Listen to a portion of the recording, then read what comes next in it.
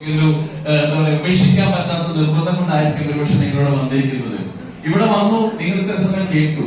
എനിക്ക് നിങ്ങളോട് ആദ്യമേ പറയാനുള്ളത് ഇതൊരു ബിസിനസ് ആണെന്നുള്ളത് മാത്രം ചിന്തിച്ചുകൊണ്ട് മാറ്റി പ്രവർത്തിക്കാന്നുള്ളതാണ്. ബിസിനസ്സാണ്, കച്ചവടമാണ്. കച്ചവടം നടത്തിയാലേ ലാഭം കിട്ടൂ. സാധനം മേടിച്ച് വീട്ടിൽ വെച്ചാൽ ലാഭം കിട്ടില്ല. കട തുറന്നെങ്കിലേ കച്ചവടം നടക്കുകയുള്ളൂ. പല ആളുകളും ഈ ബിസിനസ്, ഞാൻ അത് പറയാൻ കാരണം ഈ ബിസിനസ്സിൽ ഇറങ്ങുമ്പോൾ പലരും പറയും ഞാൻ പണ്ട് ചെയ്തതാണ് പറയുമ്പോൾ ഒരാൾ പരാജയപ്പെട്ടെടുത്ത് അയാൾ എന്താണോ ചെയ്തത് അത് ചെയ്യാതിരുന്നാൽ മതി നമുക്ക് വിജയിക്കാം. എന്റെ പേര് വെച്ചത് ഷാജി എന്നാണ്, വയനാട് ജില്ലയിലാണ്. ഈ ഒരു ഓപ്പർച്യൂണിറ്റി കയ്യിലേക്ക് ലഭിക്കുന്നുണ്ട്. ഞാനൊരു ടൈൽസിന്റെ മേഖലയിൽ മാസം 5000 രൂപ ശമ്പളം മേടിച്ചുകൊണ്ട് ജോലി ചെയ്യുന്ന അവസരത്തിലാണ്. 5000 രൂപ ശമ്പളം മേടിച്ച് കുഴപ്പമൊന്നുമില്ല, നന്നായ രീതിയിൽ ജീവിച്ചു പോകുന്നു. ഇന്നിപ്പോ എങ്ങനെ ഈ ഒരു തീരുമാനം എടുത്തു എന്ന് പറയാൻ കാരണം എന്റെ ലൈഫിലെ ഇൻസിഡന്റ് അല്ല. എനിക്ക് ഒരു അസുഖം ഉണ്ടായി, കിഡ്നി സ്റ്റോൺ. ആർക്കെങ്കിലും കിഡ്നി സ്റ്റോൺ വന്നിട്ടുണ്ടോ? ഈ സുഖം നോക്കാം. കിഡ്നി സ്റ്റോൺ വന്നോ? അതങ്ങനെ എല്ലാവർക്കും വരാനുള്ള ഭാഗ്യമില്ല, അതുകൊണ്ട് ഞാൻ അങ്ങനെ ചോദിച്ചു. ഇപ്പൊ നമുക്കത് കിഡ്നി സ്റ്റോൺ അല്ല, ഇപ്പൊ നമ്മളെ ഡയമണ്ട് എന്നാ പറയാ, ശരിയല്ലേ? അപ്പൊ അത് അസുഖം വന്നു, ആർക്കും വരാതിരിക്കട്ടെ എന്ന് പ്രാർത്ഥിക്കുന്നു. അപ്പൊ ഒന്ന് ഹോസ്പിറ്റലൈസ് ആയി. നഴ്സ് ഒന്ന് സ്കാൻ ചെയ്യാൻ വേണ്ടി എന്റെ സ്ലിപ്പ് വന്നു. പക്ഷെ എന്റെ കൈവശം പണം ഉണ്ടായിരുന്നില്ല. അപ്പൊ സ്കാൻ ചെയ്യാൻ വേണ്ടി രാവിലെ വെറുതെ പോയി ചെയ്യണം. പക്ഷെ നമ്മുടെ ഷോപ്പ് തുറന്നത് ഏകദേശം 9 മണി കഴിഞ്ഞു. അപ്പൊ ഷോപ്പ് തുറന്ന് അവരൊന്നും കഴിക്കാതെ തലസൊക്കെ പെയിൻ കില്ലറൊക്കെ ശരീരത്തിൽ കയറി നിൽക്കുകയാണ്. അങ്ങനെ അവിടെ നിന്ന് ഏകദേശം 1 മണിക്കൂറോളം എനിക്ക് അവിടെ വെയിറ്റ് ചെയ്യേണ്ടി വന്നു, കട തുറന്നതിന് ശേഷം. അപ്പൊ ആ നിപ്പാണ് എന്നെ സംബന്ധിച്ചോളം എന്തെങ്കിലുമൊക്കെ ചെയ്ത് മരുന്ന് മേടിക്കാനുള്ള പണമെങ്കിലും സമ്പാദിച്ച് വെക്കണം എന്നുള്ള ചിന്ത എന്റെ ഉള്ളിൽ ഉണ്ടായിരുന്നു. അന്ന് എനിക്ക് വലിയ ദേഷ്യം വന്നു, കാരണം വലിയ വിഷമം വന്നു. ഇത്രയും സമയം തീരെ വയ്യാതൊരു മനുഷ്യന് 1000 രൂപ കടം ചോദിച്ചിട്ട് ഇങ്ങനെ നിൽക്കേണ്ടി വന്നത്. പക്ഷെ ഇന്ന് ഞാൻ സന്തോഷം പറയുന്നത് അന്ന് തന്നെ അവിടെ നിർത്തിയതിനാണ് ദൈവത്തോട് ഞാൻ നന്ദി പറയുന്നത്. കാരണം നമ്മൾ പലരും അങ്ങനെയാണ്, കാര്യങ്ങൾ നടന്നാൽ പിന്നെ ആ ഭാഗം നോക്കൂല. നടക്കാത്ത അവസ്ഥ ഉണ്ടെങ്കിലേ നമ്മൾ തിരിച്ചിരിക്കൂ. ശരിയല്ലേ? ശരിയാണോ? മലപ്പുറംകാർ അങ്ങനെയാണോ? അങ്ങനെ തന്നെയാണെന്നാണ് എന്റെ വിശ്വാസം. അപ്പൊ അവിടുന്ന് ഞാൻ ചിന്തിച്ചൊരു തീരുമാനമാണ്, എന്തെങ്കിലും എക്സ്ട്രാ പണം ഉണ്ടാക്കി വെക്കണം. പക്ഷെ നമ്മളെ സ്ഥലത്ത് വേറെ ഒന്നും ചെയ്യാൻ മാർഗമില്ല. അങ്ങനെ നമ്മള് ചെറിയൊരു കച്ചവടം തുടങ്ങി. നാടൻ ചിട്ടികളൊക്കെ പിടിച്ചോണ്ട് ബാങ്കിൽ നിന്ന് ലോണും കിട്ടുന്നത്. അങ്ങനെ ചെറിയ കച്ചവടം തുടങ്ങി. ആ കച്ചവട സമയത്ത് പണം മുടക്കാനില്ലാത്തതൊക്കെ നഷ്ടത്തിലേക്ക് പോയി. എന്റെ വൈഫിനെ ഞാൻ അവിടെ എത്തിയിട്ടാണ് പോയിക്കൊണ്ടിരുന്നത്. അപ്പൊ കുറച്ച് കഴിഞ്ഞപ്പോ ആ കടയും കൂട്ടി. അപ്പൊ കേക്കിന്റെ മുകളിൽ ചെറിയ വെച്ച പോലെ കടത്തിന്റെ മുകളിൽ പിന്നെയും കളയും. അങ്ങനെ നിൽക്കുന്ന അവസരത്തിലാണ് ഒരുപാട് പേരെ ഉപദേശിക്കാൻ, എന്റെ കുടുംബത്തിനും കൂട്ടുകാരും അയൽക്കാരും ഒക്കെ ഒരുപാട് ഉപദേശിക്കും. നിനക്ക് ഈ ആക്രാന്തം പിടിച്ചിങ്ങനെ പറഞ്ഞാൽ മനസ്സിലായോ? ഉള്ള പണിയെടുത്ത് ജീവിച്ച പോലെ നീ വെറുതെ ആവശ്യമില്ലാത്ത പണിക്ക് പോയിട്ടില്ല, കടം വന്നതൊക്കെ പറഞ്ഞതല്ലാതെ എന്താണ് നിന്റെ പ്രശ്നം ചോദിക്കാൻ ഒരാളുണ്ടായിരുന്നില്ല. അങ്ങനെ നിൽക്കുന്ന അവസരത്തിലാണ് പ്രസാദ് സാർ, എന്റെ കസിൻ, ഈ ഓപ്പർച്യൂണിറ്റിന്റെ കയ്യിലേക്ക് എത്തിക്കുന്നത്. വന്ന സമയത്ത് മൂപ്പർക്കൊന്നും കിട്ടിയിട്ടില്ല, എനിക്ക് കിട്ടുന്ന പ്രതീക്ഷയില്ല. പക്ഷെ 3 കാരണമാണ് ഞാൻ ഈ ബിസിനസ് തുടങ്ങാൻ കാരണം. ഒന്ന്, ഇതിന് ഇൻവെസ്റ്റ്മെന്റ് ഇല്ല. ഉണ്ടോ? ഒരു ഇൻവെസ്റ്റ്മെന്റും ഇല്ല. 2, നമ്മൾ കൊടുത്തില്ലെങ്കിൽ ജനങ്ങൾ വാങ്ങിച്ച് ഉപയോഗിച്ചൊരു സാധനമാണ് നമ്മൾ കൊടുക്കുന്നത്. ശരിയാണോ? ഇല്ലയോ? 3ാമത് ഇഷ്ടമുള്ള സമയത്ത് ചെയ്യുന്നതാണ്. ഈ 3 കാരണമാണ് ഞാൻ ഈ ബിസിനസ് ഏറ്റെടുക്കാൻ കാരണം. ഇതേ 3 കാരണമാണ് പലരും ഈ ബിസിനസ് ഇട്ടിട്ട് പോകാനും കാരണം. ശരിയാണോ? ഇല്ലയോ? ഇൻവെസ്റ്റ്മെന്റ് ഉണ്ട്. ആരെങ്കിലും ചോദിക്കാൻ ഒരു 10 ലക്ഷം രൂപ ലോൺ എടുത്തിട്ട് കട തുടങ്ങിയാൽ രാവിലെ പോയി തുറക്കാൻ ആരെങ്കിലും പറയണോ? ഒന്നും പറയണ്ട, അവൻ തന്നെ പൊക്കോളും. കല്യാണമാണ്, എന്ത് കല്യാണം? ഇന്ന് കച്ചവടമുള്ള ദിവസമാണ് എന്നുള്ള രീതിയിൽ. പക്ഷെ ഇപ്പത്തെ വിഷയം എന്താണ്? എല്ലാ തിരക്കുകളും കഴിഞ്ഞ് ലാസ്റ്റ് മൈലേജിൽ പറയും, എന്നിട്ട് അതൊരു സ്റ്റൈലാക്കി നടക്കും, അവസാനം പരാജയപ്പെട്ടു. ശരിയാണല്ലോ? അപ്പൊ നമ്മൾ ചിന്തിക്കേണ്ടത് വിജയിച്ചവർ എന്ത് ചെയ്തു അത് നമ്മൾ ചെയ്താൽ 100% നമ്മൾ വിജയിക്കും. വിജയിച്ചവർക്ക് പ്രവൃത്തിയുണ്ട്, പരാജയപ്പെട്ടത് പ്രവൃത്തിയില്ല. ഒരിക്കലും ഒരു കുട്ടിയും പറയില്ല ഞാൻ പരാജയപ്പെട്ടത് പഠിക്കാത്തതുകൊണ്ടാവും. ശരിയാണല്ലോ? ഒരു അധ്യാപകൻ പറയാല്ല നീ ഫസ്റ്റ് റാങ്ക്, നീ പരാജയപ്പെട്ടുകൊണ്ട്, നീ ജസ്റ്റ് പാസ്സായിപ്പോട്ടെ എന്ന് ചോദിച്ച് പഠിപ്പിക്കാറില്ല. ശരിയല്ലേ? പക്ഷെ പഠിക്കുന്ന കുട്ടികളാണ് അത് മാറ്റം വരുന്നത്. ഇവിടെ നമ്മൾ അങ്ങനെയാണ്. മൈ ലൈഫിൽ 5 വർഷത്തെ കോഴ്സ് ആയി നിങ്ങൾ എടുക്കൂ. 5 വർഷം കഴിഞ്ഞിട്ട് നിങ്ങൾ ഈ ബിസിനസ് എന്തായിത്തീരുന്നു ഇന്ന് ചിന്തിക്കാൻ പറ്റിയാൽ ഈസിയായിട്ട് നിങ്ങൾക്ക് വിജയിക്കാൻ പറ്റും. അപ്പൊ എന്നെ സംബന്ധിച്ച് പറയുന്നതാണ്, അന്ന് എടുത്തൊരു തീരുമാനമാണ്. ഇന്ന് എന്നെ സംബന്ധിച്ചോളം എന്റെ ലൈഫിൽ ഒരുപാട് മാറ്റങ്ങളുണ്ടായി. ജസ്റ്റ് ഞാൻ എന്നെ ഒന്ന് പരിചയപ്പെടുത്തുന്ന സ്ലൈഡിൽ ഒരു വിരോധമില്ലല്ലോ. ഇതാണ് ഞാനിപ്പോ താമസിച്ചുകൊണ്ടിരിക്കുന്ന വീട്. ഇറ്റാലിയൻ മാർബിളാണ്. 3D വെച്ച് നോക്കിയാൽ മനസ്സിലാവും. നിങ്ങൾക്കിപ്പോ അത് ചെറുതായിട്ട് തോന്നും. എന്റെ അച്ഛന്റെ വീടാണ്. അവിടെ നിന്നാണ് ഈ അവസരം ഞാൻ കേൾക്കുന്നത്. അവിടെയാണ് ഇന്നും രാവിലെ പോകുന്നു, ആ വീട്ടിൽ തന്നെയാണ്. പക്ഷെ അവർ ചിന്തിച്ചു നോക്കുക, ഒരുപാട് കടബാധ്യത ഉണ്ടായിരുന്നു, കടങ്ങളെല്ലാം കാരണം ഒരുപാട് പ്രശ്നങ്ങൾ ഉണ്ടായിരുന്നു. സാധാരണ പറയാം, ഞാൻ സീറോയിൽ നിന്നാണ് തുടങ്ങിയത്, അല്ല അങ്ങനെ പറയാറില്ലേ? ഞാൻ മൈനസിൽ നിന്നാണ് തുടങ്ങിയത്. സീറോ എന്ന് പറയുന്നത് അപ്പുറം പറഞ്ഞു, ശരിയല്ലേ? കയ്യിലൊന്നും ഇല്ലാത്തവരെ സീറോ എന്ന് പറയാം, കടമുള്ളവരെ സീറോ എന്ന് പറയാൻ പറ്റുമോ? അപ്പൊ മൈനസ് തുടങ്ങി. അതുകൊണ്ട് തന്നെ തുടക്ക സമയത്ത് കിട്ടിയ വരുമാനമല്ല ഞാൻ ഇട്ടത് ആൾക്കാർക്ക് കാണിച്ചു കൊടുക്കാനൊന്നും ഉണ്ടായിരുന്നില്ല. അവർ ചോദിക്കും, നിനക്കെന്താ കിട്ടിയത്? എന്റെ ഒന്നും കാണിച്ചു കൊടുക്കാനില്ല. കടങ്ങളെല്ലാം തീർക്കുന്ന ആരെങ്കിലും പറയൂ? കടം തീർത്തോ പറയോ? അവന്റെ കടം തീർത്തായിരുന്നു ഒന്ന് പറയൂ? 1 രൂപ ആക്കി കൊടുക്കണ്ട, അത് പറയും. തീർത്തവരാരും പറയില്ല. അപ്പൊ അങ്ങനെ ആളുകൾ കളിയാക്കിക്കൊണ്ടിരുന്ന സമയത്തും എന്നെ സംബന്ധിച്ചും പലരും കുറ്റപ്പെടുത്തിയതാണ് എനിക്ക് ആവേശമായത്. കാരണം നിന്നെ കൊണ്ടൊന്നും പറ്റില്ല, ഇത് പറയാൻ നീ ആരാണെന്നാണ് എന്റെ മൈൻഡിലൊക്കെ ഒരു ചിന്ത. ശരിയാണല്ലോ? ഈ ബിസിനസ് കേട്ടത് ഞാനാണ്. എന്റെ വൈഫ് പറഞ്ഞു ഇതുകൊണ്ടൊന്നും പോയിട്ട് കാര്യമില്ലെന്ന് എല്ലാരും പറഞ്ഞ് ഞാൻ നീ എത്ര പേരെടുത്ത് കേട്ടു? എല്ലാരും പറഞ്ഞ് കേൾക്കാനല്ല, ഞാൻ പറയുന്നത് ഞാൻ കേട്ട കാര്യമാണ്, ഞാൻ വിശ്വസിച്ച കാര്യമാണ്. അത് ചെയ്ത് ഞാൻ പ്രൂവ് ചെയ്ത് കാണിക്കും വരെ നീ ഒന്ന് ക്ഷമിക്കും. ഇതാ ഞാൻ പറഞ്ഞിട്ടുള്ളൂ. 3 ദിവസമൊക്കെ പട്ടിണി കിടന്നു. ഈ ബിസിനസ് ഞാൻ രക്ഷപ്പെട്ടു വേണം വ്രതം കിടന്നതല്ല, ബിസിനസ് നിർത്താൻ വേണ്ടി. ശരിയാണല്ലോ? 3 ദിവസം കഴിഞ്ഞ് ഞാൻ പറഞ്ഞൊരു കാര്യം ചെയ്തു, നീ പട്ടിണി എത്ര ദിവസം വേണമെങ്കിൽ കിടന്നു, ഞാനിത് നിർത്തൂല. ഞാനും ചെയ്യുന്നത് ജീവിതകാലം കൂടെ പട്ടിണി കിടക്കാതിരിക്കാൻ വേണ്ടിയിട്ടാണ്. അതുകൊണ്ട് എന്റെ കൂടെ നിൽക്കാൻ പറഞ്ഞു. എന്റെ വൈഫ് ഒരു സുപ്രാന്ത നല്ല തോന്നലൊക്കെ ഉണ്ടായി. കാരണം വേറെ ഗതിയൊന്നും ഇല്ലാത്തതുകൊണ്ട് അങ്ങനെ കൂടിയെന്ന് തോന്നുന്നു.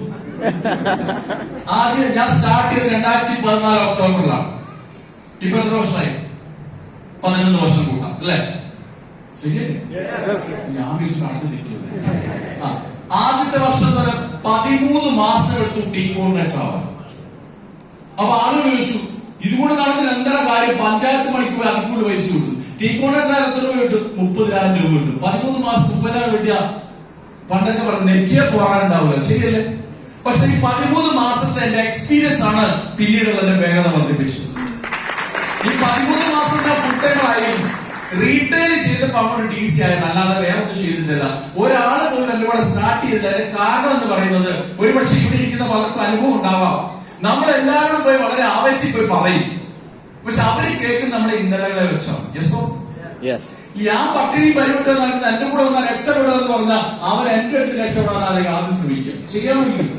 അപ്പൊ പട്ടിണിയും പരിവിട്ടാൻ നിൽക്കുന്ന നമ്മൾ പറയുമ്പോ നമ്മുടെ ഇന്നലകളെ വെച്ച് വിലയിരുത്തുന്നു. അങ്ങനെ ഞാൻ ബിസിനസ് അനുഗ്രഹമെല്ലാം മേടിച്ച് വയനാട് ജില്ലയിൽ പോലെ കണ്ണൂർ കാസർഗോഡ് ഭാഗത്തേക്ക് പോയി.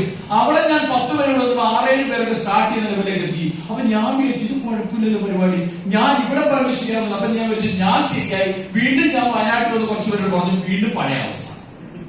അപ്പോഴാണ് എനിക്ക് മനസ്സിലായത്, എനിക്ക് തോന്നി തിരിച്ചത് എന്റെ ഇന്നലകളെയാണ് അവർ ചിന്തിക്കുന്നത്, ഞാൻ പറയുന്നത് നാളെകളെ. ഇതൊരു പ്രശ്നമാണ്. പക്ഷെ മറ്റു ജില്ലക്കാർക്ക് എന്റെ ഇന്നലകൾ അറിയില്ലാത്തതുകൊണ്ട് ഞാൻ പറയുന്ന നാളെ അവർ വിശ്വസിച്ചു. അതുകൊണ്ട് എന്റെ ഏറ്റവും പവർഫുൾ അവിടെയാണ്. ഇനി അടുത്തൊരു വിഷയം പറയാം. നമ്മളിത് ആദ്യം പറയുന്ന ആരോടാണ്? നമ്മുടെ ഏറ്റവും അടുത്ത സുഹൃത്തിനോട് ആണോ? ഏറ്റവും അടുത്ത ബന്ധുക്കളോട്. ബന്ധുക്കളുണ്ടെങ്കിൽ നമ്മൾ തമ്മിൽ ഒരു അഡ്ജസ്റ്റ്മെന്റ് ഇല്ലേ? ചില ബന്ധുക്കളായിട്ട് നല്ലൊരു ബന്ധമുള്ള അവരോടെ പറയും. അതുപോലെ തന്നെ നമ്മുടെ അയൽവാസികളോട് പറയും. ഈ 3 സാധനം നമ്മളോട് വരിക. ശരിയാണോ? കാരണം അവര് നമ്മുടെ പ്രശ്നങ്ങളെല്ലാം അറിയുന്നവരാണ്. അതുകൊണ്ട് അവര് വരില്ല. നമ്മൾ ഇവരൊന്നും വന്നിരുന്നത് ഇനിയിപ്പോ ഞാൻ ആരെ കൊണ്ടുവരും, അതുകൊണ്ട് നമ്മൾ പണി നിർത്തും. ആദ്യം ചെയ്യേണ്ടതോ നമ്മളെ ഇന്ന് ബോധ്യപ്പെടുത്തുക, ഈ ബിസിനസ് എനിക്ക് ചെയ്യാൻ പറ്റും, ഞാൻ ഇത് വിജയിക്കും. സ്വയം ബോധ്യം വന്നതിന് ശേഷം ബോധ്യപ്പെടുത്താൻ അറിയാൻ വിജയിക്കാൻ പറ്റും. നമുക്ക് സംശയം ഉണ്ടെങ്കിൽ ആ സംശയത്തോട് പറഞ്ഞ 2 കിട്ടും ഉറപ്പുണ്ടോ? ആ കിട്ടും. ഉറപ്പുണ്ടോ? കിട്ടും. 3ാമത്തെ ഉറപ്പിന് നമ്മുടെ ഉറപ്പും. ശരിയാണല്ലോ? അപ്പൊ നമ്മൾ ചെയ്ത ആദ്യം നമ്മളെ ബോധ്യപ്പെടുത്തുക എന്നുള്ളതാണ്. 2 ലക്ഷം ചില പറയും 2 ലക്ഷം കിട്ടിയാലും കുഴപ്പമില്ല, ഒരു 2000 രൂപ കിട്ടിയാൽ അവരുടെ കൂടെ വരുന്ന പട്ടിണി എടുത്ത് ചത്തു. ശരിയാണല്ലോ? അപ്പൊ നമ്മൾ മനസ്സിലാക്കിയത് ആദ്യം 2,10,000 അത് എനിക്കുള്ളതാണ്, അത് ഞാൻ വാങ്ങിക്കുന്നത് വരെ പ്രവർത്തിക്കുന്നത്. അങ്ങനെ തീരുമാനമെടുത്ത് ഇറങ്ങി. അങ്ങനെ ഞാൻ എല്ലാവരും കാണിക്കില്ല. ആദ്യമായിട്ട് എനിക്കൊരു വലിയ വിശ്വാസം കിട്ടിയൊരു പ്രോഗ്രാമാണ് നമ്മുടെ കോട്ടയത്ത് എന്റെ cousin sister Hindu madam team coordinator ആയ സമയത്ത് അവരെ ഹോണർ ചെയ്യാൻ വേണ്ടി വിളിച്ചപ്പോ എന്താ പറയുക, ദൈവം പ്രതിഷ്ഠപ്പെട്ട നമ്മുടെ മുബീൻ മുഹമ്മദ് സാർ ആ പ്രോഗ്രാമിലേക്ക് അദ്ദേഹം പറഞ്ഞൊരു കാര്യമുണ്ട്. അദ്ദേഹത്തിന്റെ 2 കെട്ടുന്നൊക്കെ കാണിച്ചു. നമ്മൾ നോക്കി കുഴപ്പമില്ല, കുറെ 0, 2 ഒക്കെ ഉണ്ട്. നമുക്ക് അങ്ങനെ 0 പിന്നെ അർത്ഥമില്ല. നമ്മുടെ വാക്ക് അങ്ങനെയൊക്കെയാണ്. പക്ഷെ അവിടെ അദ്ദേഹം പറഞ്ഞൊരു കാര്യമാണ് എന്നെ സംബന്ധിച്ചോളം എനിക്ക് എന്റെ ബിസിനസിന്റെ വേഗത കൂട്ടിയത്. അദ്ദേഹം പറഞ്ഞൊരു ഫോട്ടോ എന്നെ കാണിച്ചു. ഇത് ഞാൻ എന്റെ ഒരു ടീം ലീഡർ ITC സെലിബ്രേഷൻ പ്രോഗ്രാമിന്റെ ഫോട്ടോ. ഞാനിങ്ങനെ നോക്കിയപ്പോൾ ഒരുപാട് ആളുകൾ ഇരിക്കുന്നുണ്ട്. ഇങ്ങനെ എല്ലാവരും സ്യൂട്ടൊക്കെ ഇരിക്കുകയാണ്. നിങ്ങൾ ഇവിടുന്ന് എല്ലാവരും സ്യൂട്ട് ഇട്ടിരിക്കുന്ന ഒരു ഫോട്ടോ എടുത്താൽ എങ്ങനെ ഉണ്ടാവും? ഭംഗി ഉണ്ടാവില്ലേ? അപ്പൊ ഞാൻ ചിന്തിച്ചു, സാറേ ഞാനും ITC ആയിട്ടുള്ള പ്രോഗ്രാം ഒക്കെ സാറിനെ വിളിക്കും, സാർ പറഞ്ഞു. ഉടനെ പുള്ളി അത് തോളം തട്ടിട്ട് പറഞ്ഞു, വേറെ പ്രോഗ്രാം ഉണ്ടെങ്കിൽ ക്യാൻസൽ ചെയ്താൽ ഞാൻ വരുന്നു. ചിന്തിക്കണേ, ഞാനൊരു സത്യം പറയാം, ITC എത്ര ഭീതിയാണെന്ന് എനിക്ക് അറിയില്ലായിരുന്നു. അറിയാമില്ലാതെ മിണ്ടുക. കാരണം എന്താണെന്നറിയോ, എന്റെ DTC റാങ്കിലാണ് ഞാൻ പറയുന്നത്. ഇനി DTC റാങ്ക് എന്റെ പ്രായം പറഞ്ഞുതരാം. DTC ഏകദേശം ബിസിനസ് പോലെയാണ് അല്ലേ? ശരിയല്ലേ? എല്ലാവർക്കും അറിയാം. അപ്പൊ 2 ലക്ഷം വന്നത് 13 മാസം മുമ്പ്. പിന്നെ വന്നത് അടുത്ത 2 വന്നത് അടുത്ത 6 മാസം. അപ്പൊ ഇത്രയും 13 6 19. പിന്നത്തെ 2 വന്ന അടുത്ത 2 മാസം കൊണ്ട് 21 മാസം കൊണ്ട് മാച്ച് ചെയ്ത DV 7.5 ലക്ഷം. ആ പോക്ക് പോയി ഈ ജന്മത്ത് ITC ആവുമോ? ആവോ? ഇല്ല. 10 കോടിയാണെന്ന് എനിക്ക് അറിയാമെങ്കിൽ ഞാൻ മിണ്ടൂല. അറിയാത്തോണ്ട് രക്ഷപ്പെടും. പക്ഷെ പറഞ്ഞു കൊടുത്തു കഴിഞ്ഞാൽ പിന്നെ എന്റെ മൈൻഡ് ചിന്ത അങ്ങ് മാറി. ITC അവിടെ പ്രോഗ്രാം വെക്കണം, മൂവീസ് ആലോചിക്കണം. പിന്നത്തെ റാങ്കുകളൊക്കെ വളരെ വേഗത്തിലായിരുന്നു. പിന്നെ നമ്മുടെ തീരുമാനം, അതായത് തീരുമാനം എടുത്തു കഴിഞ്ഞാൽ പിന്നെ നമ്മുടെ രൂപത്തിലും ഭാവത്തിലൊക്കെ ഭയങ്കര മാറ്റം വരും. ശരിയല്ലേ? തീരുമാനമുള്ളവരെ കൂടെ നിൽക്കണം എന്ന് പറയുന്നത് അതുകൊണ്ടാണ്. അപ്പൊ അങ്ങനെ മാറിയ ആ പ്രോഗ്രാം നിന്നു. അതിനുശേഷം ആദ്യമായിട്ട് വാങ്ങിച്ച ഒരു കാറാണത്. ഒരു സെക്കൻഡ് ഹാൻഡ് കാറാണ്. കടവും കടത്തിന് കൂടെ 3 ദിവസം എന്റെ വൈഫ് ആ വണ്ടി കയറിയിട്ടില്ല. കാരണം അവർക്ക് നന്നായിട്ട് അറിയാം എനിക്ക് ഡ്രൈവിംഗ് അറിയില്ല എന്നുള്ളത്. ജീവന് കൊതിയുന്നത് ശരിയല്ലേ? ഒന്നാമത് കാണാൻ എനിക്ക് ജീവനും കൂടെ പോയാൽ അതായിരിക്കാം. പക്ഷെ ആ കാറിൽ ഓടിച്ചു കണ്ണൂർ കാസർഗോഡ് പോകാൻ പോലെ ഇതിനാണ് ഞാൻ ഡ്രൈവിംഗ് പഠിച്ചത്. ആദ്യമായിട്ട് ഒരു 4 ലക്ഷം വാഹനം മേടിച്ചത് ടാറ്റ ഇൻഡിഗോ വിസ്റ്റയാണ്. ഇത് ആദ്യമായിട്ട് വാങ്ങിച്ചത് 4 ലക്ഷം കാറാണ്. ആ കാറ് വാങ്ങിച്ച് അതിലൂടെ കണ്ണൂർ കാസർഗോഡ് കോട്ടയം എറണാകുളം ഭാഗത്തേക്ക് ബിസിനസ് പോയി. പിന്നെ 2018 നമ്മുടെ മുബീസാർ ബ്രഹ്മരം എന്നൊരു പ്രോഗ്രാം വെച്ചു. ഓരോ പ്രോഗ്രാമും ഇതൊക്കെയാണ് നമ്മുടെ ഫോക്കസ്. അതിലാണ് നമ്മൾ വിജയിക്കുള്ളൂ. പ്രോഗ്രാമിനെ ഫോക്കസ് ചെയ്ത് നമ്മുടെ വേഗത കൂടും. അങ്ങനെ പ്രോഗ്രാമിൽ അദ്ദേഹം പറഞ്ഞു 10 ലക്ഷമോ അതിന് മുകളിലോ വിലയുള്ള വാഹനം മേടിക്കുകയാണെങ്കിൽ നിങ്ങൾക്ക് ആ സ്റ്റേജിൽ വന്നിറങ്ങാം. അന്ന് ഞാൻ RTC റാങ്കാണ്. അപ്പൊ ഞാനിങ്ങനെ ആലോചിച്ചു, കൂളായിട്ട് ഇരുന്ന് 3ാമത്തെ ആളായിട്ട് ഞാൻ കൂളായിട്ടിരുന്നു. കാരണം എന്താ പറയുക, ഞാൻ മേടിക്കുന്നില്ല. മേടിക്കുന്നുണ്ടെല്ലാം ടെൻഷൻ അടിക്കേണ്ട ആവശ്യമുള്ളൂ. ഞാൻ മേടിക്കുന്നില്ല. അപ്പൊ മുബീസ് സാർ ഡയലോഗ് പറഞ്ഞു, സാറേ വണ്ടി വാങ്ങിക്കണ്ടേ? ഞാൻ പറഞ്ഞു, സാറേ ഉള്ള വണ്ടിക്ക് എണ്ണ അടിക്കാൻ കഴിയുന്നില്ല, പിന്നെയാണ് പുതിയത് വാങ്ങിക്കണ്ടേ. അദ്ദേഹം പറഞ്ഞൊരു വാക്കുണ്ട്, ആ വാക്കാണ് എന്നെ മാറ്റിയത്. അദ്ദേഹം സാറേ നിങ്ങൾ ഈ പറയുന്ന റാങ്കിൽ അടിച്ചിട്ട് വണ്ടി ഒന്ന് മേടിച്ചിട്ട് സ്റ്റേജ് വന്നിരിക്കുന്ന പ്രോഗ്രാമിന് ഒരു കുഴപ്പമുണ്ടാവില്ല. പക്ഷെ നിങ്ങളവിടെ കയറിയില്ല എന്നുണ്ടെങ്കിൽ അവിടെ തലകുലിക്കേണ്ടി വരുന്നതും നിങ്ങളുടെ ടീമായിരിക്കും പറഞ്ഞു. അപ്പൊ ഞാൻ ചിന്തിച്ചു, എന്റെ കൂടെ വന്ന് ബിസിനസ് ആരംഭിച്ച് വിജയിക്കാൻ വേണ്ടി വന്നതാണ്. ഞാൻ കാരണം തലകുലിക്കേണ്ടില്ല. അതെന്റെ സ്വപ്നത്തിൽ പോലും ചിന്തിക്കാൻ പറ്റുന്ന കാര്യമാണ്. എന്റെ കുടുംബം തലകുലിക്കുന്നത് ഞാൻ കുറച്ച് കുളിച്ചോണ്ടി നോക്കുക. പക്ഷെ എന്റെ കുടുംബത്തിനേക്കാൾ വിശ്വാസം എന്റെ ടീമാണ്. അതുകൊണ്ട് ഞാൻ സാറേ ഞാൻ എന്തായാലും എഴുതും. അങ്ങനെ 2018 ഫെബ്രുവരി 18 ആ പ്രോഗ്രാം. 2018 ഫെബ്രുവരി 16 ഈ വാഹനം ഇറക്കിയത്. ആ വാഹനം ഉപയോഗിച്ചിട്ട് കുറെ ഉണ്ടായിട്ട് ക്രെറ്റ 14,87,000 രൂപ. അത് പച്ചക്ക് ഞാൻ പറയാം, 4,87,000 രൂപയായിരുന്നു ഡൗൺ പേയ്മെന്റ്. അത് മുഴുവൻ കടം മേടിച്ചു. ഈ കടത്തിന് കൂടെ വീണ്ടും കടം മേടിച്ച വണ്ടി ഇറക്കി 4 മാസം കൊണ്ട് ആ കടങ്ങളെല്ലാം വീട്ടി അടുത്ത 8ാമത്തെ മാസം 2,10,000 അക്കൗണ്ടിൽ റിസ്ക് എടുക്കാൻ നമ്മൾ തയ്യാറാണ്. കംഫർട്സ് ഉണ്ടാക്കില്ല. കിട്ടിയ പൈസ കൊണ്ട് ടീം ഉണ്ടാക്കാൻ വിചാരിക്കരുത്. ചെടിക്ക് ആവശ്യമുള്ള സമയത്ത് വളമിടണം, പൈസ ഉള്ള സമയത്ത് വളമിട്ട കൃഷി നന്നാവൂല. ശരിയാണല്ലോ? അതുപോലെ ഇതും ബിസിനസ് ആണ്. ടീമിന് ആവശ്യമുള്ള സമയത്ത് ടീമിന് വേണ്ട വിശ്വാസം ആവശ്യം കൊടുക്കാൻ നമ്മൾ റിസ്ക് എടുക്കേണ്ടിയിരിക്കുന്നു. അങ്ങനെ ആദ്യമായിട്ട് 2018 ഒക്ടോബർ 2,10,000 ആദ്യമായിട്ട് എന്റെ അക്കൗണ്ടിൽ ക്രെഡിറ്റ് ആയി കിട്ടി. എന്റെ കൂടെ ബിസിനസ് ബിന്ദു മാഡത്തിന് സീലിംഗ് അടിപ്പിച്ചുകൊണ്ടാണ് സീലിംഗ് അടിച്ചത്. 1 കോടി BV കാലിഫോർഡ്. നമ്മുടെ സുമിത് സാർ പറഞ്ഞ 1 കോടി BV കാലിഫോർഡ് ഇതൊക്കെ വരും. ഇപ്പൊ നമുക്ക് 10,000 BV ആവാൻ വേണ്ടി നമ്മൾ ഇവിടുത്തെ പാട് നമുക്കറിയാം. ചിന്തിക്കേണ്ട കാര്യം, ഒരു വിത്ത് നട്ടാൽ ആദ്യത്തെ 2 ഇല വരാൻ സമയമെടുക്കും. കുറച്ച് കഴിഞ്ഞ ശിഖരങ്ങൾ വരും. എത്ര ഇല പൊഴിഞ്ഞാലും മരത്തിൽ എപ്പോഴും ഇലയുണ്ടാവും. ശരിയാണല്ലോ? അപ്പൊ അങ്ങനെ നമ്മൾ പ്ലാൻ ചെയ്യാം. ഇതെന്റെ വൈഫാണ്. എന്റെ കൂടെ പിന്നെ ജീവിതം ആരംഭിച്ചിട്ട് ഒരുപാട് കളിയാക്കലും കുറ്റപ്പെടുത്തലൊക്കെ വേണ്ടി എന്റെ സെക്കൻഡ് ഐ ഡി ഞാൻ വൈഫിന്റെ പേരിലാണ് എടുത്തത്. ആ ഐഡിയിൽ 336 2,10,000. ഇന്ന് ആ ഐ ഡി ITസിലാണ്. ഞാൻ ഒരു ഐ ഡി WTC, ഒരു ഐ ഡി ITസിലാണ് നിൽക്കുന്നത്.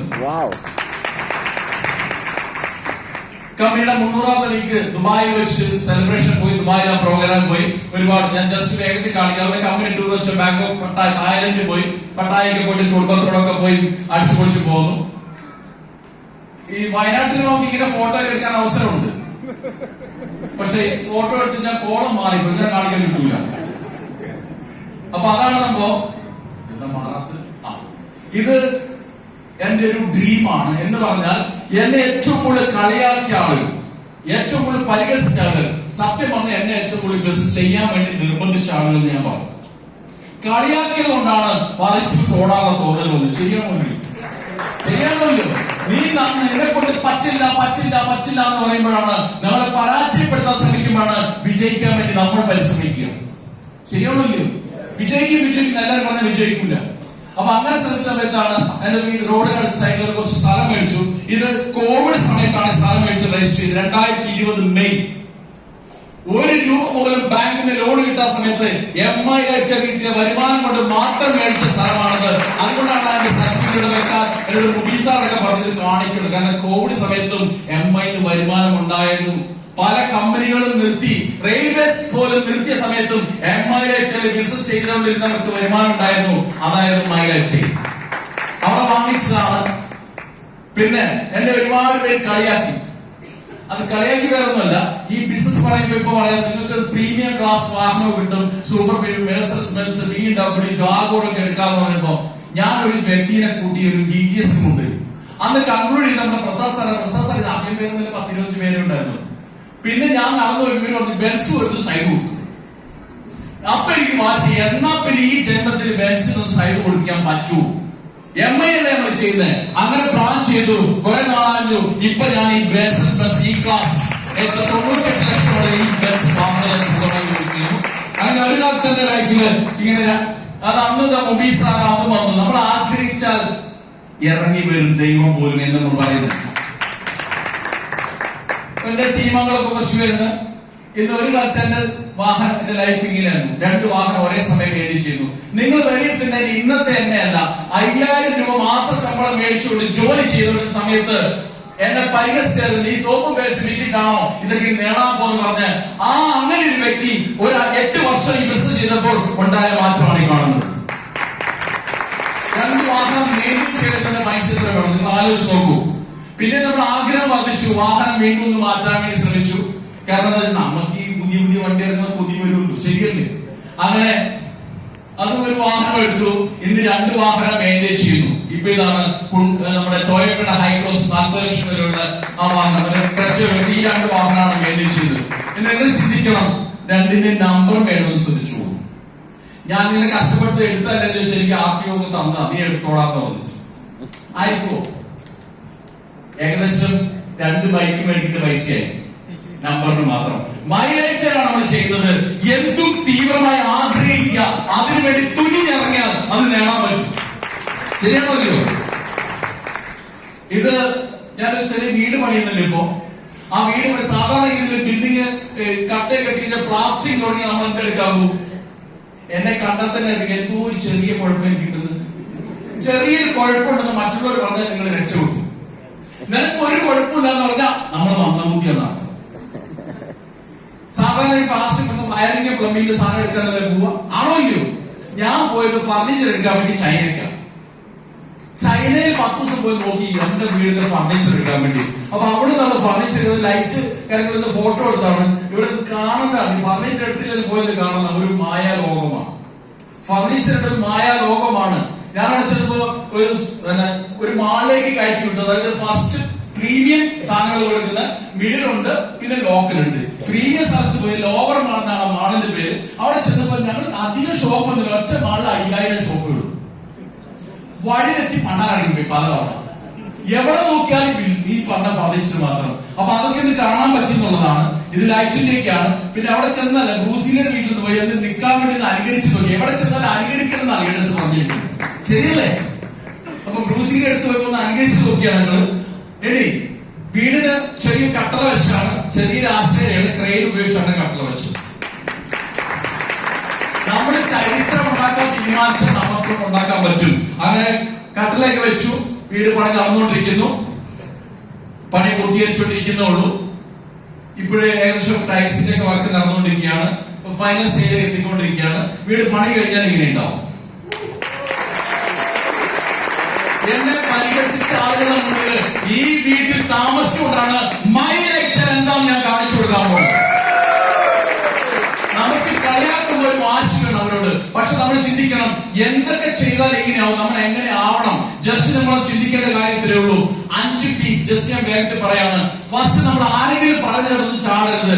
ഫസ്റ്റ് പി എന്ന് പറയുന്നത് ഇതിന്റെ പ്രൊമോട്ടേഴ്സ് ആരാണ്, കമ്പനിയെ പ്രൊമോട്ട് ചെയ്യുന്നവർ ആരാണ്. പലരും പറയാറുണ്ട്, നിങ്ങൾ ഇട്ടോ ഞങ്ങൾ സൂപ്പർ മാർക്കറ്റ് തുടങ്ങുകയാണ്, അതിന്റെ ലാഭം നിങ്ങൾക്ക് തരും, ഞങ്ങൾ സ്ഥലം മേടിച്ച് പച്ചക്കറി കൃഷി നടാൻ പോവാണ്, അതിന്റെ ലാഭം നിങ്ങൾക്ക് തരും എന്ന് പറഞ്ഞ് പൈസ മേടിക്കുന്നതല്ല, കോടികൾ മുടക്കി ക്വാളിറ്റിയുള്ള പ്രോഡക്റ്റ് എടുത്ത് വിൽക്കും മക്കളെ, എന്നിട്ട് കാശ് ഉണ്ടാക്കുന്നവരാണ്. അപ്പൊ അങ്ങനെയുള്ള പ്രൊമോട്ടേഴ്സ് കോടികൾ, മഹാവീർ ഇന്ത്യ ലിമിറ്റഡ് കോടികൾ ആവശ്യമുള്ള കമ്പനിയുടെ മാനേജ്മെന്റ് ഒരിക്കലോ ITC രീതി പറഞ്ഞ ഒരു കാര്യമുണ്ട്. പ്രവീൺ സാർ, മൈ ലൈഫ് ഞാൻ എന്റെ ഡ്രീം എന്ന് പറയുന്നത് ഇന്ത്യ സാമ്പത്തികമായി വികസിത രാജ്യമായി മാറുമെന്നും ആ മാറുന്ന സമയത്ത് അതിന്റെ 50% കോൺട്രിബ്യൂഷൻ MI ലൈഫ് ആയിരിക്കണം. അതാണ് എന്റെ ഡ്രീം. അങ്ങനെ ഡ്രീമുള്ള ഒരു കമ്പനിയുടെ കൂടെ വേണം നമ്മൾ നിൽക്കാൻ. ഇതിനടുത്തത് പ്രോഡക്റ്റ്. നമ്മൾ ചിന്തിച്ചു നോക്കിക്കോളൂ, പ്രോഡക്റ്റിനെ കുറിച്ചുള്ള ക്വാളിറ്റി വേറെ ലെവലാണ്. ഇതിന് പകരം വെക്കാൻ MI തന്നെ വേറെ ഒന്നുമില്ല. ശരിയാണോ? ശരിയാണ്. ഇനിയിപ്പോ വീണ്ടും പുതിയ പ്രോഡക്റ്റ് ഇറങ്ങാൻ പോകണം. സത്യം പറഞ്ഞ് പറയാനും പറ്റില്ല, പറയാതിരിക്കാനും പറ്റുന്ന അവസ്ഥയാണ് ഇപ്പോ. കാരണം അതുപോലെ പ്രോഡക്റ്റ്, കാരണം എന്താ പറയാതിരിക്കുന്നറിയോ, നമുക്കൊരു സ്വഭാവമുണ്ട്. എന്തെങ്കിലും വരുന്നു പിന്നാലെ എന്നാ വരാൻ ചോദിച്ചോണ്ടിരിക്കുന്നത്. ശരിയാണല്ലോ? അതുകൊണ്ടാണ് പറയാത്തത്. പൈപ്പ് ലൈൻ ഇരിപ്പുണ്ടെന്ന് പറയുന്നത്, ഈ പൈപ്പ് എപ്പോഴാ തുറക്കാന്ന് ചോദിക്കും പിന്നെ. പക്ഷെ ഒരുപാട് പ്രോഡക്റ്റ് വരും. ഞാനൊരു കാര്യം പറയാം, നിങ്ങൾ എഴുതി വെച്ചോളൂ, നിങ്ങളുടെ വീട്ടിൽ വന്നിട്ട് എനിക്ക് ഇന്ന പ്രോഡക്റ്റ് വേണമെന്ന് ചോദിച്ചു വരുന്ന കാലമാണ് വരാൻ പോകുന്നത്. അതുപോലെ പ്രോഡക്റ്റ് ഇറങ്ങാൻ പോകുന്നത്. അപ്പൊ അതിന് നമ്മൾ ഒരു കാര്യം ഉറപ്പിച്ചു, നല്ല ക്വാളിറ്റിയുള്ള പ്രോഡക്റ്റ്. ഇതിനടുത്ത് പ്ലാൻ, ഇതിന്റെ ഇൻകം പ്ലാൻ വളരെ സിമ്പിൾ ആണ്. ശരിയാണോ ഇല്ലയോ? 10,000 ബിസിനസ്സോടെ മാച്ച് ചെയ്താൽ എത്ര രൂപ കിട്ടും. BV ഒക്കെ പറഞ്ഞ് ചില കമ്പനികളുണ്ട്, ഞാൻ ഏത് പേര് പറയുന്നില്ല. ആ പ്രോഡക്റ്റ് നിങ്ങൾ എടുത്ത് വിറ്റാൽ നിങ്ങൾക്ക് ഇത്ര BV, നിങ്ങൾ ഡയറക്റ്റ് വിറ്റാൽ, നിങ്ങളുടെ ടീം വിറ്റാൽ ഇത്ര BV. അങ്ങനെ BV എല്ലാം കൂടെ കൂട്ടി സ്വന്തം BV പോലും പറഞ്ഞു. അതാണ് പലരെ അവസ്ഥ. ഇവിടെ നമുക്ക് ഒരു പ്രശ്നമില്ല. G35 75 നിങ്ങൾ ഏകദേശം ഏത് വിറ്റാൽ ബിസിനസ് കൂടെ കാണും. ശരിയാണോ ഇല്ലയോ? കമ്പനിയുടെ കണക്കൊന്നും വേണ്ട, കൃത്യമായി നമുക്കതിനെ കൂട്ടിയെടുക്കുക. Then pay out. അടുത്തത്, എല്ലാ ബുധനാഴ്ചയും ഈ കഴിഞ്ഞ ആഴ്ച വരെ കമ്പനി ഒരാൾക്ക് പോലും കൃത്യമായ സിസ്റ്റം പ്രകാരം മന്ത്ലി പർച്ചേസ് ചെയ്തിട്ടുണ്ടെങ്കിൽ ഇൻകം കൊടുക്കാനില്ല. കഴിഞ്ഞ 1 രൂപ കടമില്ലാത്ത ഒരു കമ്പനി ഇന്ത്യയിലുണ്ടെങ്കിൽ അത് MI ലൈഫിലാണ്. അപ്പൊ നമ്മൾ ശരി കൃത്യമായ പേ ഔട്ട്, അത് കൃത്യമായിട്ട് വരുന്നുണ്ടോ, അത് നമുക്ക് കൃത്യമായിട്ട് കിട്ടുന്നുണ്ടോ. അടുത്തത് പ്രൊഫൈൽ. കമ്പനിയുടെ പ്രൊഫൈൽ നോക്കണം. പല കമ്പനിയും പറയാറുണ്ട്, ഇതിനകത്ത് ഇത്ര വരുമാനം കിട്ടിയാൽ നിങ്ങൾ ഇന്നടത്ത് എത്തും, ഇത്ര വരുമാനമൊക്കെ ഉണ്ടാവും. പക്ഷെ അങ്ങനെ എവിടെ എത്തിയ ആളെ ചോദിച്ചാൽ ഇന്ത്യ പോലും കാണാനുണ്ടാവില്ല. ശരിയാണോ ഇല്ലയോ? പക്ഷെ നിങ്ങൾ ഇവിടെ ചിന്തിച്ചു നോക്കൂ, കമ്പനി പറഞ്ഞ എല്ലാ റാങ്കുകളാണ്. ഇപ്പോൾ നിങ്ങൾ ചിന്തിച്ചു നോക്കൂ, T-Codet റാങ്കിൽ കയറാൻ വന്ന ഒരുപാട് പേര് എല്ലാ റാങ്കിലും കയറി. ശരിയാണോ ഇല്ലയോ? ഇല്ല, കമ്പനി പറഞ്ഞ എല്ലാ റാങ്കിലും ആളുണ്ട്. എന്ന് പറഞ്ഞാൽ കോടികൾ വരുമാനം മേടിച്ച ആളുകൾ ആയിരക്കണക്കിനുണ്ട്. ശരിയല്ലേ? കമ്പനി യഥാർത്ഥത്തിൽ 2023 ബിസിനസ് തുടങ്ങാൻ പോണത്. ഇത്രയും നാളെ ചെയ്തത് കമ്പനി ഒരു നെറ്റ്വർക്ക് ഉണ്ടാക്കിയായിരുന്നു. ഇനിയാണ് ആ നെറ്റ്വർക്ക് ഒരു മാർക്കറ്റിംഗ് തുടങ്ങാൻ പോണത്. നെറ്റ്വർക്ക് ഉണ്ടാക്കിയപ്പോഴേ ഇതാണ് അവസ്ഥയിൽ മാർക്കറ്റിംഗ് കൂടെ തുടങ്ങിയാലും ചിന്തിച്ചു നോക്കണം. അപ്പൊ ആ തരത്തിലേക്കുള്ള പ്രൊഫൈൽ ഉണ്ട്. കമ്പനി പറഞ്ഞ എല്ലാ റാങ്കുകളും ആളുണ്ട്. ആ കമ്പനി പറഞ്ഞ എല്ലാ അച്ചീവ്മെന്റുകളും കമ്പനികളുണ്ട്. കമ്പനിയുടെ ഡയമണ്ട്സ് ഒക്കെ നിങ്ങൾ ചിന്തിച്ചു നോക്കണം. ഒരു ITC ഒക്കെ നടക്കുന്നത് എങ്ങനെയാണ്? നിങ്ങളൊരു ITC, നിങ്ങളുടെ ലൈഫ് അങ്ങനെയാണ്. വേഗത്തിൽ ITC ആവണം. വേഗത എന്ന് പറയുന്നത് നമുക്ക്, കാരണം T-Codet ആവാൻ 1 മാസം കൊണ്ട് വേണ്ടിലാകാം, 1 വർഷം കൊണ്ട് ആകാം, വേണം 5 വർഷം കൊണ്ട് ആകാം. പക്ഷെ എത്ര ആയാലും 30,000 രൂപ തരുള്ളൂ T-Codet ആയാലും. ശരിയാണോ ഇല്ലയോ? നിങ്ങൾ എത്ര നാളായി എന്നുള്ളതല്ല ഇവിടുത്തെ കണക്ക്, വന്നിട്ട് എന്ത് ചെയ്തു എന്നുള്ളതാണ് കണക്ക്. ശരിയാണോ ഇല്ലയോ? നിങ്ങൾ എന്ത് ചെയ്തു, നിങ്ങളുടെ കഴിവിനെ മാക്സിമം. മറ്റുള്ളവർ പറയുന്നതല്ല, നിങ്ങൾ നിങ്ങളെ കുറിച്ച് പറയുന്നതാണ് റിസൾട്ട്. മറ്റുള്ള എന്ത് പറയുന്നത് നിങ്ങൾ തീരുമാനമെടുക്കണം. അങ്ങനെ തീരുമാനം എടുത്തിട്ടുണ്ടെങ്കിൽ നാളെ നിങ്ങൾ പറഞ്ഞതാണ് ശരി എന്ന് പറയുന്ന ആയിരങ്ങൾ നിങ്ങളുടെ കൂടെ ഉണ്ടാവും. വിജയിച്ച് കാണിച്ചു കൊടുക്കണം. ഞാൻ പ്രധാന വരുന്ന ഇങ്ങനെ ഇത്രയൊക്കെ സൗകര്യം തരുന്ന ഒരു ഒറ്റ കമ്പനിയുള്ളൂ, മൈ ലൈഫ്. ഇത് ഞാൻ എംആർഎക്സിൽ ആരോട് പറയുന്നതല്ല, മറിച്ച് നിങ്ങൾ യൂട്യൂബിലൊക്കെ എവിടെ അടിച്ചു നോക്കിയുള്ളൂ. Top 10 direct selling company India ഇപ്പൊ അടിച്ച എംആർഎക്സിലാണ് കാണുന്നത്. ഇപ്പൊ ഗവൺമെന്റ് ലിസ്റ്റ് വന്നു, മൈ ലൈഫിന് ടെൻഷനിലായിരുന്നു. നമ്മൾ ആ ലിസ്റ്റിൽ ഉണ്ടാവുന്നത് നമുക്കറിയാം. കാരണം എന്താണെന്നറിയോ? വ്യാജ ഡോക്ടർമാരെ തേടി സ്ക്വാഡ് ഇറങ്ങിയിട്ടുണ്ട് പിടിക്കാന്ന് പറഞ്ഞാൽ മെഡിക്കൽ കോളേജിലെ പ്രൊഫസർമാർ ഇറങ്ങി ഓടാറില്ല. ശരിയാണല്ലോ? നമുക്കറിയാതെ ലിസ്റ്റിൽ ഉണ്ടാവുന്നത്, അത് ലിസ്റ്റ് വന്നിട്ടുണ്ട്. അത് എന്താണെന്ന് പറയുന്നത് ലിസ്റ്റൊക്കെ റെഡി കിട്ടുന്നുണ്ട്. വിജയകാരികൾക്ക് ഏറ്റവും പ്രധാന കാര്യം നിങ്ങളുടെ ലക്ഷ്യം എന്ന് തീരുമാനിക്കുക, അതിലേക്കുള്ള നടപടിയിലേക്ക് നീങ്ങുക. നിങ്ങൾ മൈലൈഫിൽ എന്തിനാണ് ചെയ്യുന്നതെന്ന് ഒരാൾ നിങ്ങളോട് ചോദിക്കുന്നത് നിങ്ങൾ നിങ്ങളോട് ചോദിക്കണം, ഞാൻ എന്തിനാ ചെയ്യുന്നത്? ഇങ്ങനെ ചെയ്താൽ നിങ്ങളുടെ ലക്ഷ്യങ്ങൾ പൂർത്തീകരിക്കാൻ പറ്റുമോ എന്ന് ചോദിച്ചു കഴിഞ്ഞാൽ ഒരു തീരുമാനം എടുത്തിട്ടുണ്ടെങ്കിൽ അവർക്ക് ഇത് വിജയിക്കാൻ പറ്റും. നിങ്ങൾ ഒരുപക്ഷെ തീരുമാനം എടുത്തിട്ടുണ്ടെങ്കിൽ മറ്റുള്ളവർ നിങ്ങളുടെ കാര്യത്തിൽ തീരുമാനം എടുക്കും. ഞാൻ പണ്ടൊരിക്കൽ മാനന്തവാടിക്ക് പോയിക്കൊണ്ടിരുന്ന ഒരു പള്ളിയിൽ എഴുതി വെച്ച വാക്ക് എനിക്ക് വളരെയധികം ഫീൽ ചെയ്തൊരു വാക്കാണ്. ഒരു മുസ്ലിം പള്ളിയിൽ എഴുതി വെച്ചാണ്. അത് വാക്കിലായിരുന്നു, നിസ്കരിക്കുക നിനക്ക് മേൽ നിസ്കരിക്കുന്നതിന് മുമ്പ്. ഞാനിവിടെ പറയുന്നു, വിജയിക്കുക നിങ്ങളെ പരാജയപ്പെടുത്തുന്നവർ നിങ്ങളുടെ മേൽ വിജയം നേടുന്നതിന് മുമ്പ്. അതൊരു ശക്തമായ തീരുമാനം നിങ്ങൾ എടുക്കുക. തീർച്ചയായിട്ടും ഞാൻ പറയുന്ന ഇതാണ്, ജീവിതം ഒന്നേ ഉള്ളൂ. റൈറ്റ് അല്ലേ? ഈ അവസരം കേട്ട് നിങ്ങളാണ്, പുറമേ നിൽക്കുന്നവരല്ല. മനസ്സിലാക്കേണ്ട കാര്യം, ഞാൻ ആരെയും കുറ്റപ്പെടുത്താൻ കളിയാക്കുന്നതല്ല. 10ാം ക്ലാസ്സിൽ പഠിപ്പിച്ചുകൊണ്ടിരുന്ന അധ്യാപകൻ അവർ റിട്ടയർഡ് ആവുന്നു 10ാം ക്ലാസ്സിൽ പഠിപ്പിച്ചുകൊണ്ട് തന്നെ. ശരിയാണോ ഇല്ലയോ? ശരിയല്ലേ? അന്ന് നമ്മളെ പഠിപ്പിച്ച അതേ സ്ഥാനമാണ് ഇപ്പോഴും അദ്ദേഹം പഠിപ്പിച്ചിട്ടുണ്ടാവുമോ?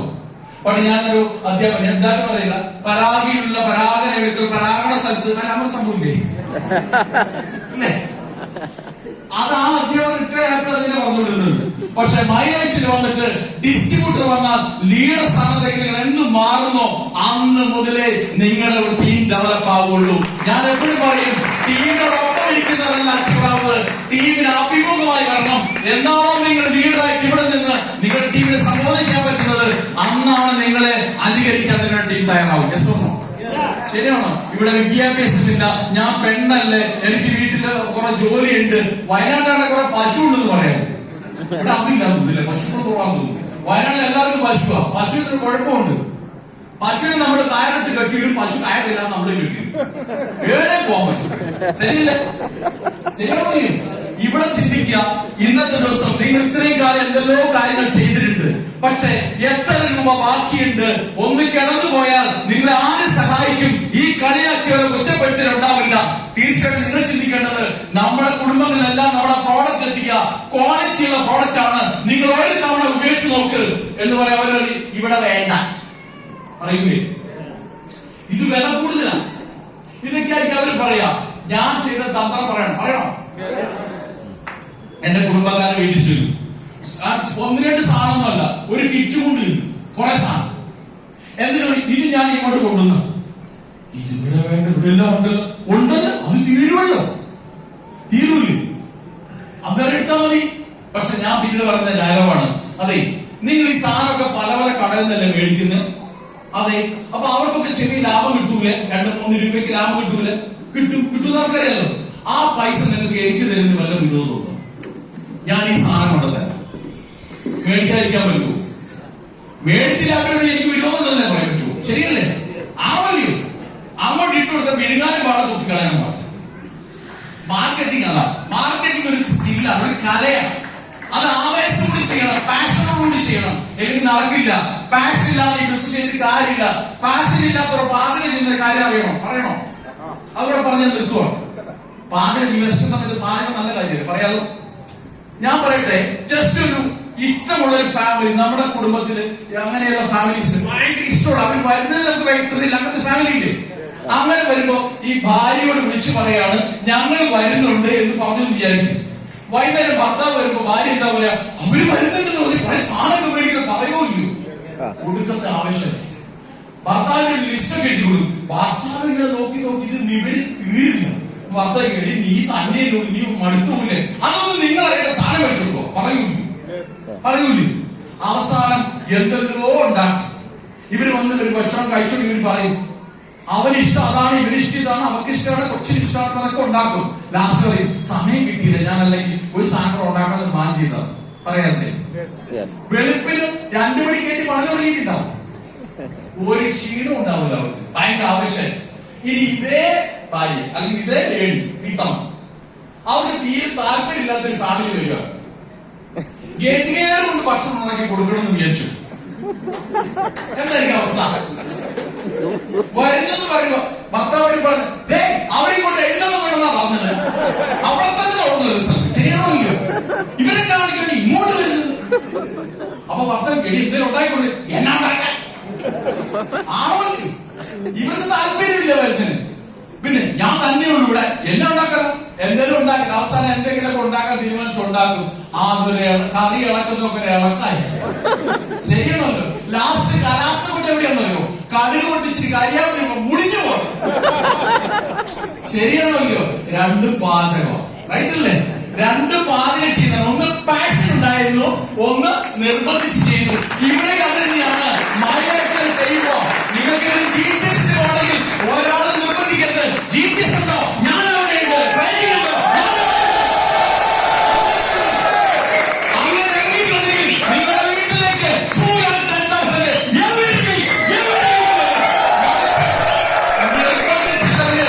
ഞാൻ എന്റെ ടീമിൽ പറയുന്ന കാര്യമാണ്. നിങ്ങളുടെ അപ്പനെ ഒരിക്കലും നിങ്ങളെ പ്രോഗ്രാം വിളിച്ച് ഓർമ്മിപ്പിക്കരുത്. അങ്ങനെ ഓർമ്മിപ്പിച്ചിട്ടുണ്ടെങ്കിൽ നിങ്ങളിൽ അപ്പനൊരു വിശ്വാസമില്ല. ആ വ്യക്തി വരുമെന്ന് അതല്ലാതെ വിശ്വസിക്കാൻ പറ്റണം. അതാണ് നമ്മുടെ പാഷൻ, റൈറ്റ്? ഞാൻ പറയുന്നു, മലപ്പുറത്ത് ഞാൻ കുറച്ചു ദിവസം മുമ്പ് വന്നിരുന്നു. അടുത്ത പ്രാവശ്യം വരുന്നത് WTC ആയിരിക്കും ഞാൻ പറഞ്ഞത്. ഞാൻ പറയുന്നതേ ഉള്ളൂ, ഈ ബിസിനസ് എന്താണെന്ന് അറിയുന്നുണ്ടെങ്കിൽ നിങ്ങൾ വിജയിച്ചവരായിട്ട് പോകണം. വിജയിച്ചവരെ അനുകരിക്കൂ. പരാജയപ്പെട്ടവർ നിങ്ങളെ തേടി വരും. വിജയിച്ച സമയം നിങ്ങൾ ചോദിച്ചു മേടിക്കേണ്ടി വരും. ശരിയല്ലേ? അതുകൊണ്ട് എനിക്ക് പറയാനുള്ളതേ ഉള്ളൂ, നിങ്ങൾ ഈ മലപ്പുറത്ത് ചൂടാക്കി 10,000 ഇന്ത്യയിലാണ് കാണുന്നതെങ്കിൽ അത് ആദ്യം ഞാനായിരിക്കും എന്ന് ഇവിടെ ഇരിക്കുന്ന ഓരോരുത്തരും തീരുമാനമെടുക്കാം. ഇവിടെ ഇരിക്കുന്ന ലിസ്റ്റ് പ്ലാൻ ചെയ്താൽ അടുത്ത മീറ്റിംഗിൽ ഞാൻ ടീം കോർഡിനേറ്റ് ആയിട്ട് ഇവിടെ കയറുന്നത് തീരുമാനിച്ചിട്ടുണ്ടെങ്കിൽ അത് നടന്നിരിക്കും. ശരിയാണല്ലോ? തീരുമാനിച്ചിട്ടില്ലെങ്കിൽ അതും നടന്നിരിക്കും. ഒരു കാര്യം തീരുമാനിക്കില്ല എന്നുള്ളതും ഒരു തീരുമാനമാണ്. ശരിയല്ലേ? അതുകൊണ്ട് ഇവിടെ വന്നിരിക്കുന്ന മുഴുവൻ ലീഡേഴ്സും എല്ലാ പ്രത്യേകിച്ചും ഗസ്റ്റുകൾക്ക് ഞാൻ പ്രത്യേകം നന്ദി അഭിനന്ദനമായിരിക്കാണ്. വളരെ ലഭിച്ച കർത്തവ്യത്തിനെയും കിടക്കുകയാണ്. വളരെ മനോഹരമായ രീതിയിൽ ഈ ബിസിനസ് എന്താണെന്ന് കൃത്യമായി പറഞ്ഞു തന്ന, അദ്ദേഹത്തിന് അനുഭവത്തിൽ പറഞ്ഞു തന്ന നമ്മുടെ മിഥുൻ സാർ അല്ലെ,